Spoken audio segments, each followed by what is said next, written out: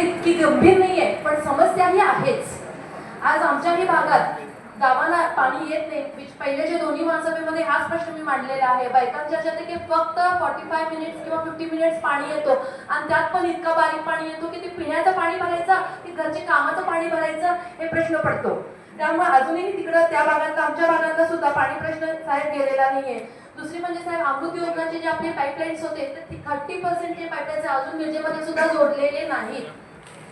हे सुद्धा प्रश्न एक आहे साहेब. आणि दुसरा महत्वाचा प्रश्न म्हणजे आम्ही ज्यावेळी निवडून आलो त्यावेळी आम्ही विचारलो की वॉटर डिपार्टमेंटचे हेड कोण आहेत, तर कुर्णे साहेब. ड्रेनेज विभागाचे हेड कोण आहेत, तर कुर्णे साहेब आहेत. तर असे बरेच जे आहेत ऑफिसर्स जे आपले आहेत त्यांना आपण एकापेक्षा जास्त त्यांना जबाबदाऱ्या दिलेल्या आहेत. इतक्या मोठ्या जबाबदाऱ्या त्यांच्यावर एकावर टाकायचं आणि मग सगळे तुटून त्यांच्यावरच पडायचं. Don't we have other efficient officers. आपण सगळ्यांना जर कामं वाटून दिली तर लवकर काम होईल आणि जबाबदारी आपण ठरणार ज्यांना आहे ते लोक जास्त वाढतील. त्यामुळे ह्याचं पण आपण बघावं. त्यामुळे हा जो पाणी प्रश्न आहे आता ऍटलिस्ट एवढं तरी व्हावं की इतकी मोठी महासभा आपली झालेली आहे. सकाळपासून आता दुपार होईल आणि आता ड्रेनेजचा प्रश्न संपला की संध्याकाळ होईल. तर हा जो प्रश्न आहे तर कुठेतरी 100% नाही सॉल्व्ह झाला तर कमीत कमी 80-90% सॉल्व्ह व्हावा आणि पुढच्या वेळी आपल्याला हा प्रश्न यायला लागू नये याच्यावर फक्त लक्ष पाहिजे.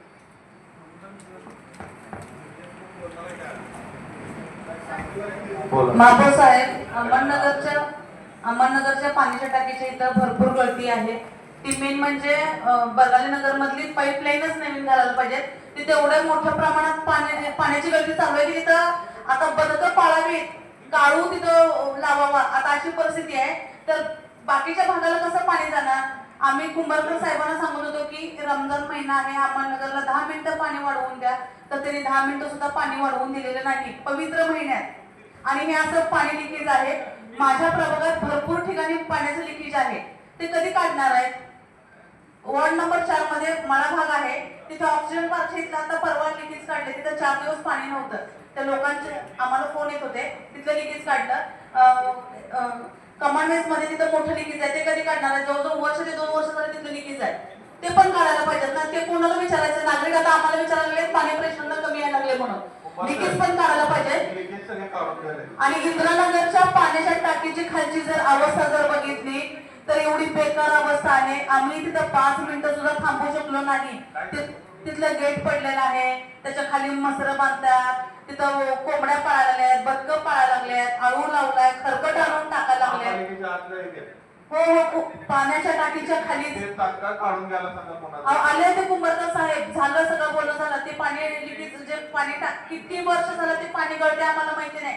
कुंभारकर सरांना दाखवल्यावर आता ते लिकेज काढणार आहे. तिथला 2 दिवस पाणी पुरवठा बंद आहे. जसं शेख मॅडम जे म्हणल्या ना तोच प्रश्न होता. ते आता होणार आहे 2 दिवसात. पण तिथली स्वच्छता आणि तिथं जे वॉलमन आहे ते 2 फूट खाली आहे. त्यात आळ्या आहे.